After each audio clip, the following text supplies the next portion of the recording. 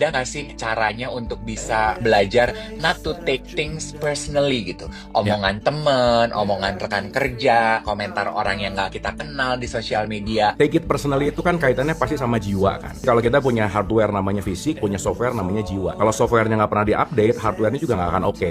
Ada dua sifat jiwa kita. Nomor satu, jiwa kita ini tukang ngerekam, dia recording ulung. Dan setiap rekaman itu hidup di dalam jiwa kita. Nah yang menarik, jiwa kita nomor dua, kita punya sifat yang namanya, jiwa kita ini tukang ngarang, tukang menggagas. Gitu. Dari rekaman-rekaman ada, kita karang-karang, kita rangkai-rangkai jadi sesuatu yang kayak benar, padahal itu bukan sesuatu yang nyata gitu. Dan itu semua terjadi di dalam diri kita. Jadi maksud saya, kalau kita ngerti bahwa setiap orang merekam dan mengarang, kalau ada orang ngomong apapun, ingat itu rekamannya dia dan karangannya dia, ya udah aja sih gitu. Ketika orang mengatakan kita jelek, bukan kita yang jelek, tapi gagasan dia tentang kita bahwa kita adalah jelek. Gimana orang mau kenal kita, orang kita aja belum tentu kenal sama diri sendiri gitu. Gimana orang mau menilai kita, orang kita aja nggak tahu siapa diri kita sendiri. Nah, kalau kita mulai mengerti mekanisme itu, maka kita akan ngerti bahwa apapun yang disampaikan oleh faktor eksternal, itu bukan kita, itu bukan saya. Semua orang punya lensanya masing-masing, semua orang punya POV-nya masing-masing, dan setiap POV itu adalah sesuatu yang nggak utuh gitu. Nggak ada orang yang bisa menilai kita 360 itu nggak ada. Pertanyaannya gimana kita mau bikin atau mau membuat konklusi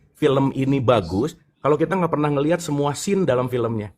Nah, semua orang ngelihat kita tuh part dari scene 1, scene 2, scene 3, scene 4, dan seterusnya. So, supaya kita nggak terlalu take it personally, nomor satu, berikan jeda antara peristiwa dan keputusan. Si jeda ini yang akan jadi power gitu. Makanya kalau kita jarang menjeda, kita akan terjebak dalam konteks yang namanya si gagasan-gagasan tadi. Poinnya adalah, jangan lupa bahwa setiap orang punya rekamannya, setiap orang punya karangannya sendiri-sendiri. Dan karangan orang lain bukan kita gitu. Semuanya konteksnya adalah apa yang dia gagas dan apa yang dia nilai gitu. Dan semua orang selalu menilai sesuai dengan jiwanya. Jadi, sorry ya, kalau ada orang ngomongnya kasar, postingannya jelek, ada wound di dalam jiwanya. Jadi kalau ada orang yang lagi ngerese nggak enak, dia tuh sebenarnya lagi defisit kasih sayang. Alih-alih kita benci balik, mending kita sayangi gitu intinya. Dan dari sini akhirnya menjawab bahwa sebenarnya kitanya yang harus kuat untuk menghadapi itu semua. Orang-orang yang berkata jahat kepada kita itu sebenarnya adalah proyeksi dari isi hatinya dia kepada kita. Jadi jangan buru-buru terus habis itu gue harus keluar dari lingkungan ini. Betul. Terutama di pekerjaan ya. Bukan tempatnya, karena yang paling nggak akan bisa kita kabur itu sama diri sendiri, by the way. Jadi kalau sekarang kita nggak memperbaiki relationship sama diri sendiri, mau di tempat negara paling bahagia pun pasti nggak happy gitu. Makanya hidup itu adalah bagaimana pertengahan antara kapan menggenggam dan melepaskan.